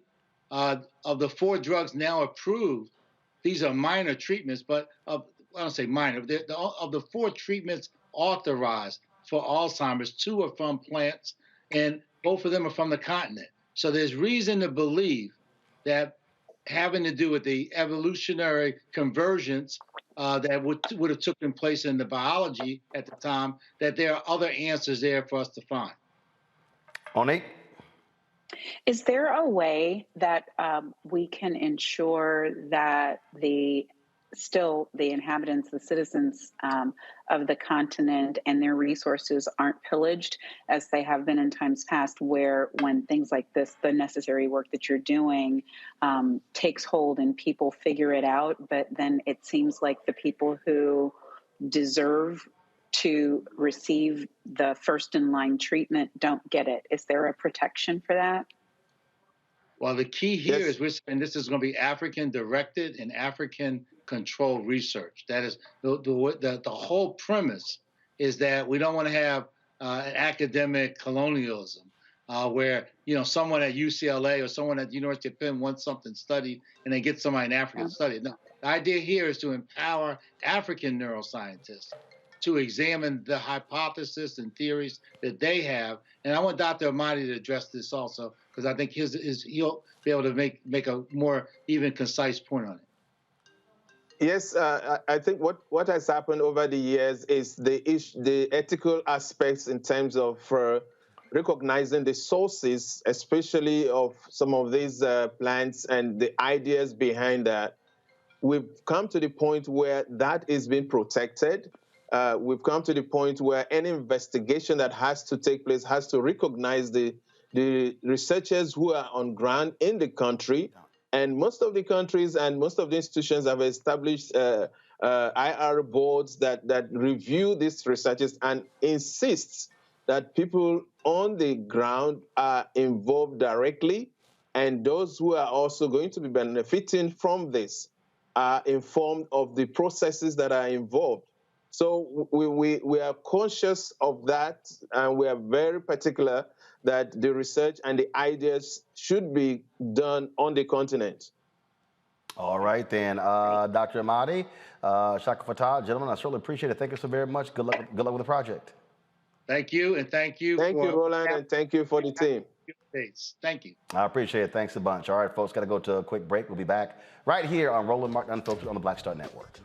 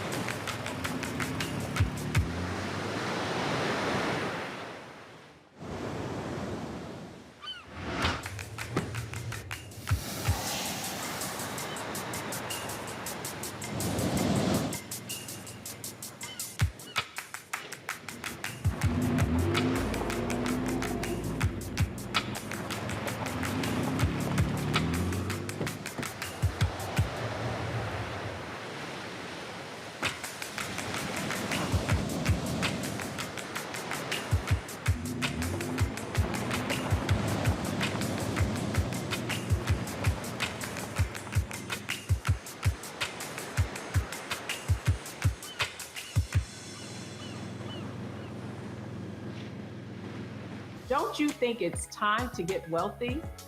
I'm Deborah Owens, America's Wealth Coach, and my new show on the Black Star Network focuses on the things your financial advisor or bank isn't telling you. So watch Get Wealthy on the Black Star Network.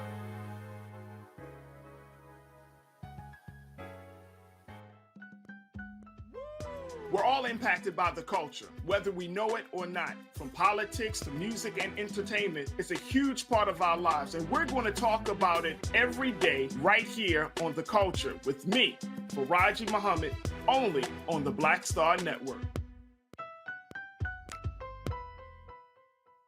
You know how some carriers give you so little for your older busted phone you just end up living with it?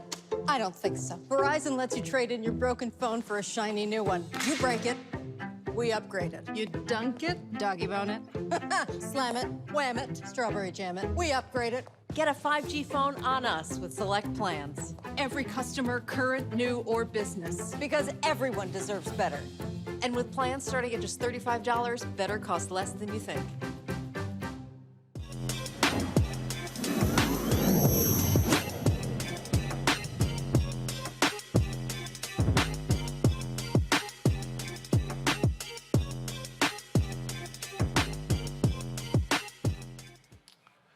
Of course, every Wednesday we have our Tech Talk segment, where, of course, presented by Verizon, where we talk to African Americans who in this space.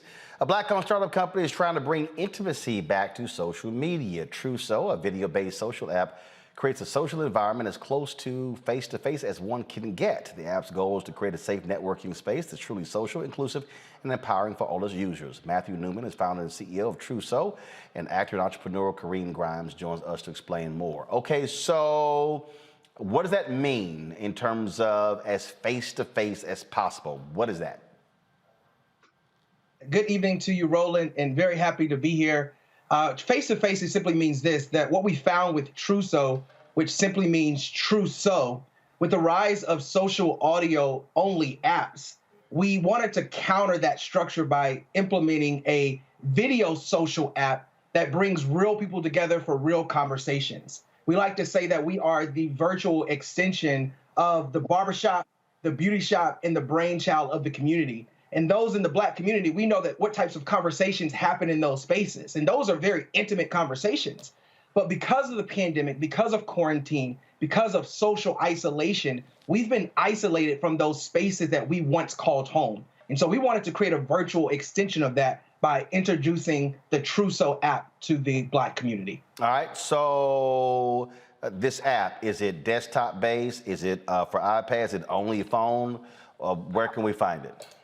Phenomenal question. So this will be a mobile application available from Android and iOS from jump. So straight out the blocks, we're rolling it out to both Android and iPhone users. Okay, and so it's allowing video chatting. So as opposed to, and so up to how many people? So if you look at fan base, if you look at Clubhouse, which has audio, Twitter has spaces, how many people can be chatting with one another video-wise? Here's the beautiful part, is that to answer that question in this way, Roland, is that what we found was that social or audio-only apps have stages that are often crowded. So therefore, the voices of those participating aren't allowed to truly participate. And so what we've done is we've capped our stage to 4 people. That means up to 3 hosts and 1 participant can come up on the stage at one time. The room itself can range anywhere between 50 to 100 people to maintain the intimacy of conversation and open dialogue. Kareem, where's the app? I'm on my iPhone right now, iPad as well. Has the app launched? No, we haven't launched yet. We're still in beta, so we're doing testing right now. So that's where we're at with it. Pretty soon, we will be on iOS and as far as Android as well. Questions from our panel. I'll start with you, Candace. So can you walk me through, let's say that once you launch it, I get on, I want to start a conversation with the community. What do I add friends? Do I have to pay to be a part of this? And you mentioned a stage. So I imagine that it's kind of, you're trying to simulate maybe a conference or a panel discussion that has a real audience. What's the setup for someone like me that comes on and wants to maybe present information to an audience? How do I build the audience and how does it work? Phenomenal question, Candace. Yeah. Kareem, you want to say a question? You can go and I'll add on. Okay, perfect. Candace, thank you very much for that question. So essentially, the structure of our app is just this. When you log on to Truso, you will immediately be directed to a dashboard. And that dashboard is what we refer to as a dashboard of communities.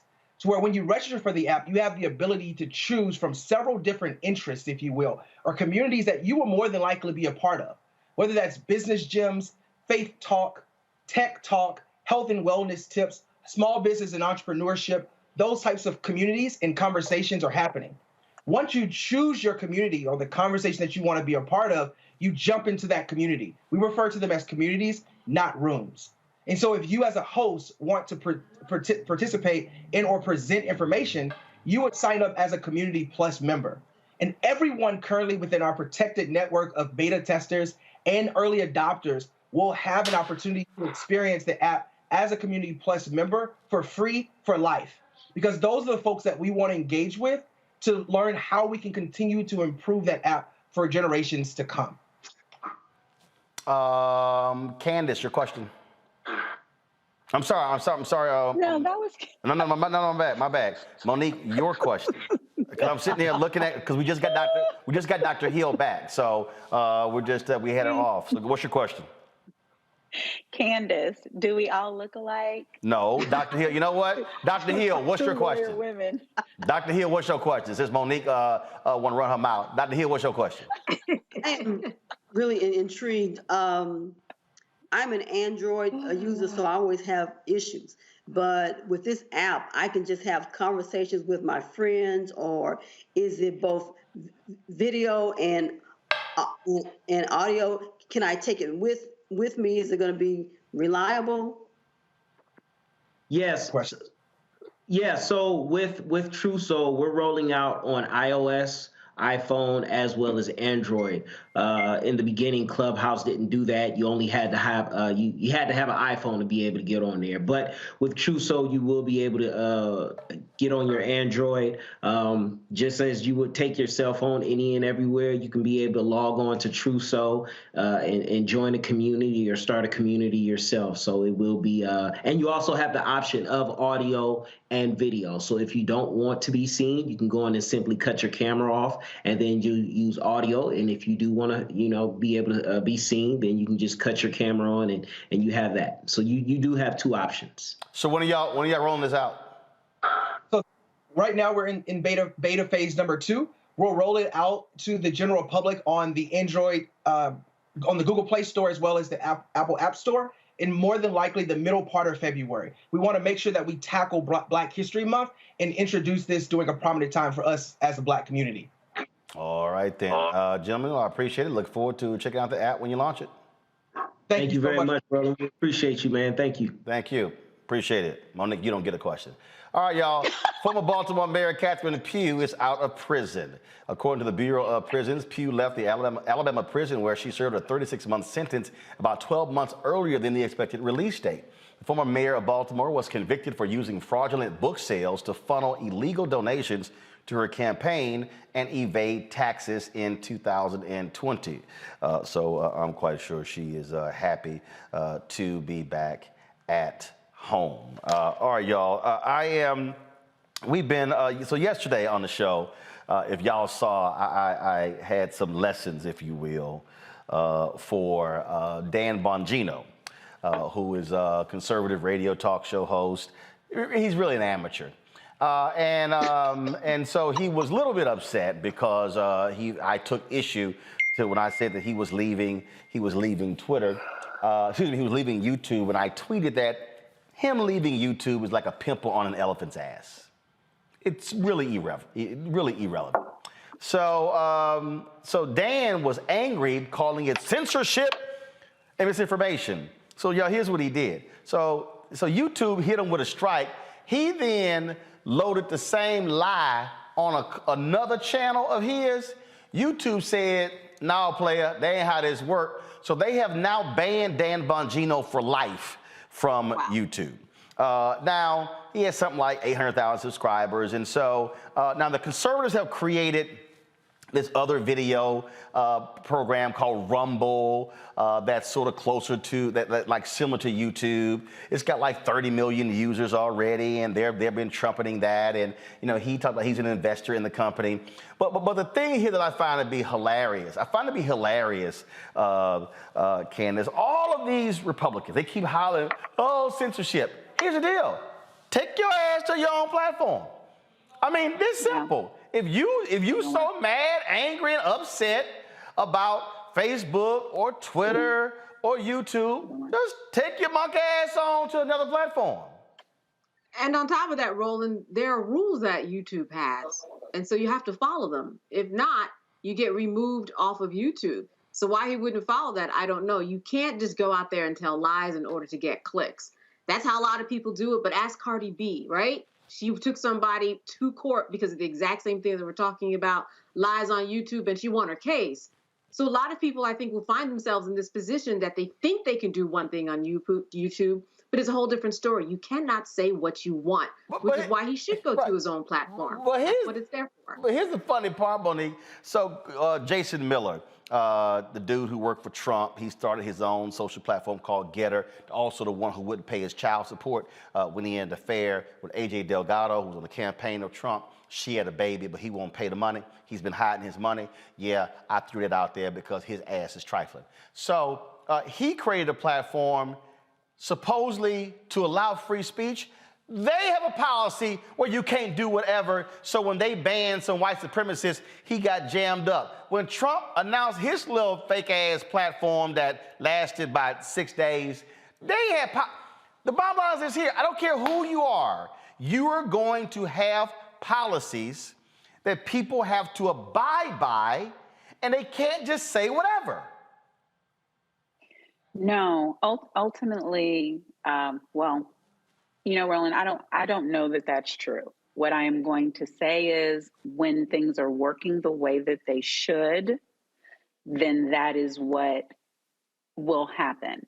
But the reason why this country is in the position that it's in right now is because truly just absent gates, absent any fettering whatsoever, Facebook and for a while Twitter IG allowed lie after lie after lie, allowed yellow journalism, allowed manipulation of the public, not just about vaccines, but, think about how long it took for Trump to be banned. So yes, when the stops are working, there are limits, but we are finding out what the ranges of those, and we are dangerously precariously close to a time when there are none. Well, but here's my, Dr. Hill, here's my whole deal. It's very simple. I do not allow people who follow me to use the N-word at me. And if you do, I'll block your ass. I'll block you. You don't get to follow me on Instagram, Twitter, Facebook, or any other platform. You blocked. And matter of fact, the funny thing is somebody who I blocked called somebody who I know and said, man, can you get Roland to unblock me? And he was like, well, clearly you did something. And then my homeboy blocked his ass too.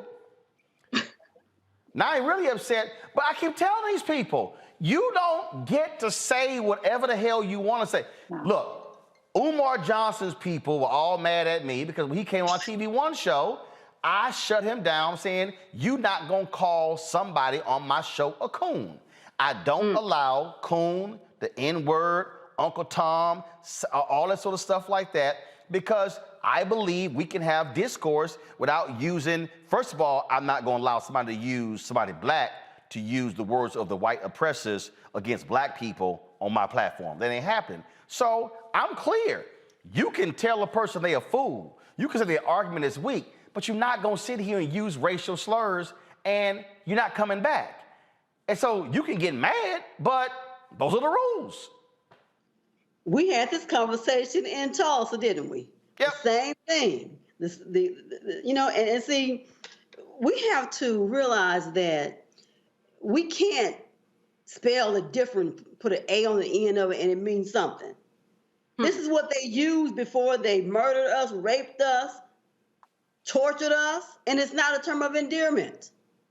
And so we need to understand that, we are being bamboozled and tricked if we think that we can use it. I'm glad that you shut them down. See, I am that sister. I will stop somebody on the street. Excuse me, what did you just say?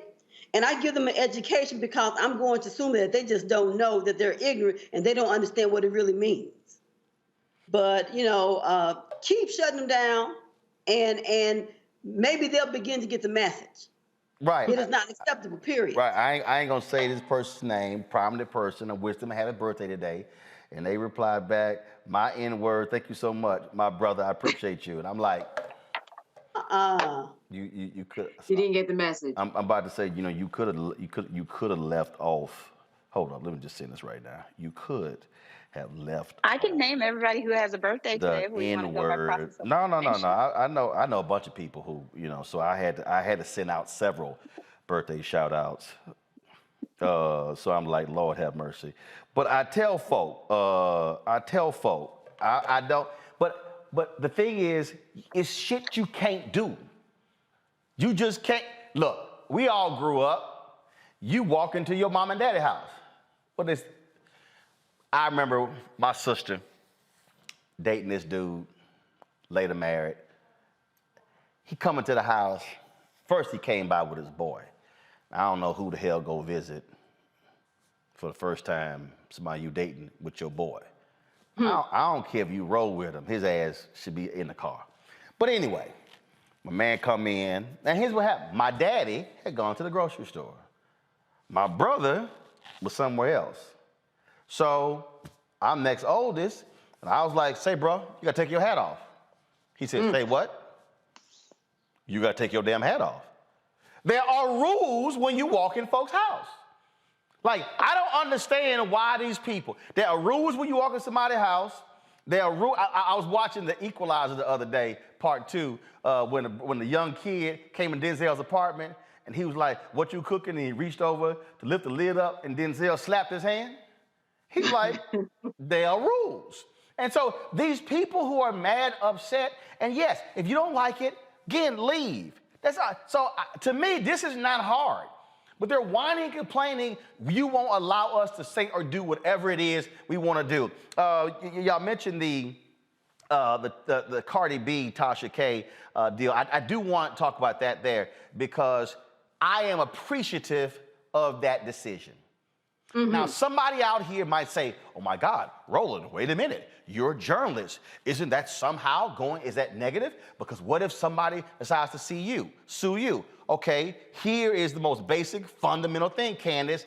Don't go on a YouTube line and making shit up. And that's what she did. She got hit with a $1.25 billion judgment. Then, of course, damages. She got to pay $4 million. Now, I went on her. First of all, let's be clear. I don't do celebrity people. I don't do gossip. I can't stand no damn housewives, reality shows. I don't watch them. I ain't never heard of this person. I ain't know who she was. So I go to her YouTube channel, and she was talking about, it was a video from a month ago, how this is a business, and I could do one video and make 6 figures a month. Well, based upon that settlement, your ass gonna have to do about 45 or 50 videos because you got to pay $4 million to Cardi B. And I'm glad Cardi B sued because there are too many people who are on these social platforms making stuff up about celebrities and prominent folk and thinking they can just lie and get away with it. But you know, it's so important too because the precedent is not just for celebrities, it's for people who are non-celebrities too. And that's why this is so important. You can't say anything about anybody, whether they're a celebrity or not, and get away with it if it's lying, if it's a lie, if it's defamatory, if it's slander. You just can't do it. I mean, Tasha K, the one who you were making reference to, she's the blogger who got sued. She had the videos up all during the trial, the videos that were in question. She only started taking them down today. Why? Because it kept on making money. But now that judgment is in, she had to take it down. And here's what, Dr. Hill, her ass gonna be real damn careful when she go back on her channel saying some stuff, because trust me, every other celebrity is now sitting here going, say something. I wish your ass say something. Say something, say something, say something. You know, social media, for some of us, has made us lose our damn minds. It's like, you know, that's common sense. You can't do what you want to do. You know, for someone to walk up to you and say, I want you to talk about this on your show because I want to get my point across on your show. Well, no, get your own show. But you better be careful about what you say and how you say it and what you say, you know, because everything is public again. So if you say something, it's recorded and there's a proof. You know, Monique, I was on Instagram last night and somebody had said something about, yeah, you know, why is it that you don't talk about why you got fired from these networks, the rumors out here? And I was like, you might want to go read that Cardi B story. I said, keep saying some shit. I said, try me. Keep playing and see what happens. And this is the world we're living in. There are people, Monique, who think that they can just step out here, make stuff up, no factual basis, and then think it's, oh, well, the courts are, oh, from libel, defamation, oh, you know, you're a person, you know, who's in the public space. No. Step out of here and lie and see what happened. I mean, this Cardi B decision, I think, is going to impact a whole bunch of people who are making lots of money, especially in the celebrity space, who make stuff up and lie about people. This is going to cause them to have to check their mouths because if they don't, they're going to be unloading dollar bills from their pocketbook. That's right. Right. And that's why she tweeted, you know, saying she needs to talk to Your Royal Highness, to Meghan Markle, because they in different countries did the same thing. And it really is just oh, no, you won't. Because where Tasha K is concerned, you know, she has usually gotten these witnesses who will testify and agree to interview and everyone will say that the information is questionable, but it's someone else who is telling her the information, and then she's adding 2 and 2 together and making 6. And that's not journalism. And you can only try that but so many times before you run up against a real one, like a Cardi B, who's saying, no, I've got the time and the money to ensure that you do not do this with me. So lesson learned, and I am, for that reason, very glad to see it. Well, hell, as a lawyer, I'm sure you are. And you don't have to be a journalist, right? When you post, as an individual, I'm glad to see. I'm just, and again, all these people want to pull on the coat. You can't be running your mouth with all that gossip and think you a journalist. Nah, that ain't flying. And the court smacked that down. They probably go appeal, but it's going to cost them more money. I say, Tosh K, go on out there and do about 40, 50 of them videos you say you can make 6 figures with, because you going to need to pay that money to Cardi B. And I hope Cardi B come at you like the people that woman who owed 50 cents of money. He ain't get, what, she owe him like $36,000, and he dragging her every day. Girl, you better go ahead and cut that check. You better send him something via PayPal, Cash App, Venmo, or Zelle, or something, because he gonna keep dragging. Dr. Hill, I appreciate it. Candace, I appreciate it. Monique, I appreciate it. Y'all, that's it for us, today's show. It's always fun. I told y'all, if y'all want to support us in what we do, this is a real news show where we have real people. We don't deal with no gossip. We ain't dealing with stuff that can't be proven. We ain't messing around with that nonsense. This is all about us speaking truth to power, of course, representing what we do. Yo, that's Ida B. Wells Barnett over there. And what does she say? The way to right wrongs is to turn the light of truth upon them. And so that's what that says right there. And then, of course, Mr. B behind me, and we got James Baldwin over here as well. And so y'all know how we operate here at Roland Martin Unfiltered. We want y'all to support us, what we do. We're great to be, of course, in our new studio. You know, we've got printed right here the First Amendment on that wall as well. But you just can't be out here acting a fool, making stuff up. And so, please support us in what we do. Download our Black Star Network app. It's available on all platforms: Apple TV, Android TV, Apple phone, Android phone, Roku, Samsung, Xbox, Amazon Fire, all of those different platforms. And of course, you can also support us, y'all, via the various platforms. Cash App is $RM Unfiltered. PayPal is R Martin Unfiltered. Venmo is RM Unfiltered. Zelle, RolandSMartin.com. RolandMartinUnfiltered.com. You know, we're also taking phone calls. We're going to be doing that as well. And so if you want to call in, you got to be part of the fan club. If we don't have your email, send us an email. We'll put it on the list. We're going to be doing calls more than once a week. We normally do them on Friday. We're going to be doing calls a lot more in the show, and so we look forward to that. And so please, we want y'all to do that as well. And so support us in what we do. Look, y'all know how we operate, what we represent, what we speak to, and it's about really being honest and truthful and having a voice that you're not going to get elsewhere. And so that's why we do what we do. So thanks a bunch. I'll see y'all tomorrow. Yes, I'm representing Alpha today. You know, well, there's only one fraternity. The rest of them are simply imitations of the original. I'll see y'all tomorrow.